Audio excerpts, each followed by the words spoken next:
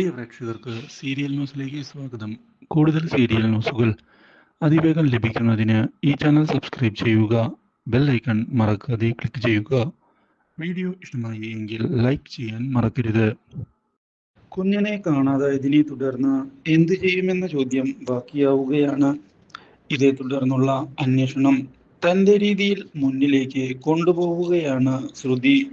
ഒടുവിൽ ശ്രുതി ശ്യാം ആണ് ഇതിനു പിന്നിൽ കളിച്ചത് എന്ന് മനസ്സിലാക്കുകയും കുഞ്ഞിനെ രക്ഷിക്കാൻ ശ്രമിക്കുകയും ചെയ്യുന്നു.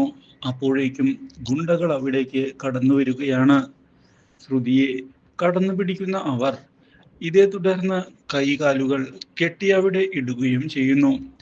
ഇത് കണ്ടതിനെ തുടർന്ന് അശ്വിൻ പ്രതികരിക്കുകയാണ്, അവളെ അഴിച്ചുവിടാൻ പറഞ്ഞ്. പക്ഷേ ഗുണ്ടകളാകട്ടെ നിന്റെ ഭാര്യയെ നിന്റെ മുന്നിലിട്ട് നശിപ്പിക്കുന്നത് കാണിച്ചു തരാമെന്ന് പറഞ്ഞ് അതിനു വേണ്ടിയുള്ള ശ്രമം തുടങ്ങുകയും ചെയ്യുന്നു. ഇതോടെ കുഞ്ഞനിലെ സ്നേഹം പുറത്തു വരികയാണ്.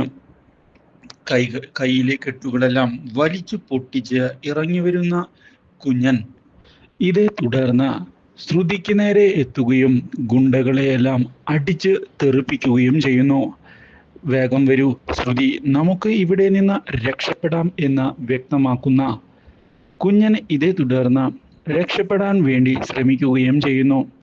പക്ഷേ കുഞ്ഞൻ്റെ ആരോഗ്യസ്ഥിതി വളരെ മോശമായതിനെ തുടർന്ന് കുഞ്ഞൻ തളർന്നു വീഴുകയും ചെയ്യുന്നു. തൽക്കാലത്തേക്ക് ഒരു സ്ഥലത്ത് ഒളിച്ചിരിക്കുന്ന കുഞ്ഞൻ ശ്രുതിയോട് രക്ഷപ്പെടാൻ ആവശ്യപ്പെടുമ്പോൾ ശ്രുതി കൈവിടില്ല എന്നുള്ള കാര്യം തുറന്നു പറഞ്ഞിരിക്കുകയാണ്. Do like, share and subscribe.